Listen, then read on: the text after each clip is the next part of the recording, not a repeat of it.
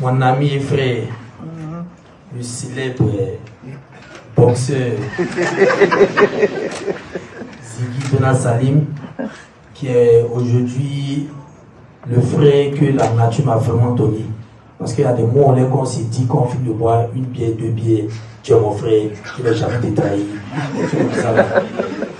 Quand la nuit tombe, c'est pas ça. Samo, c'est moi. Moi, je suis Samo. On a vu beaucoup de personnages aux États-Unis, en France, quitter les milieux, c'est-à-dire quitter leur travail pour aller exploiter d'autres horizons et tout.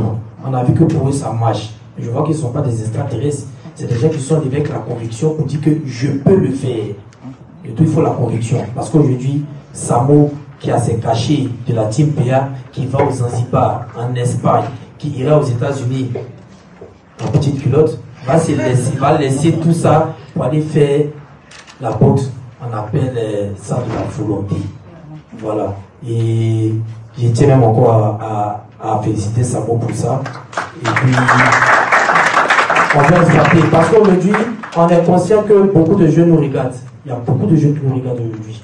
Et de tous les enfants qui vont à l'école, d'autres qui ne vont pas à l'école, d'autres qu'on traite de microbes. Et aujourd'hui, nous, notre rôle, c'est de pouvoir quand même les situer.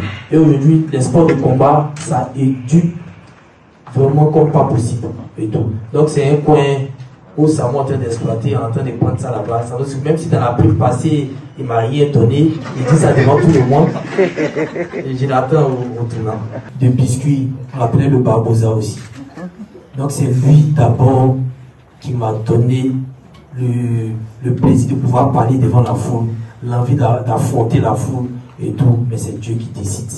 Dieu l'a emporté et Dieu m'a déposé. Donc, on va applaudir quand même pour lui pour ça. Et aussi, rendre un hommage à quelqu'un aussi qui me soutient dans les proverbes, Charles Bleu Goudé. Il m'a même appelé, il m'a dit, mon petit, tu m'as dévancé, hein. J'ai dit, non, je suis venu nettoyer ta route. Mais il m'a parlé, il m'a dit, franchement, quand le vent arrive, la feuille n'a pas de décision.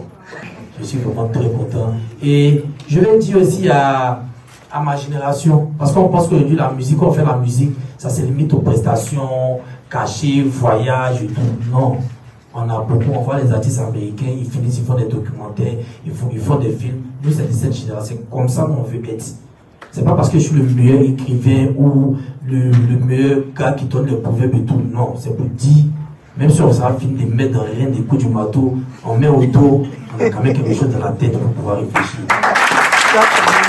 J'ai préparé un discours, un beau discours de la part de mon assistante Candy, mais moi, je suis un chef de l'improvisation.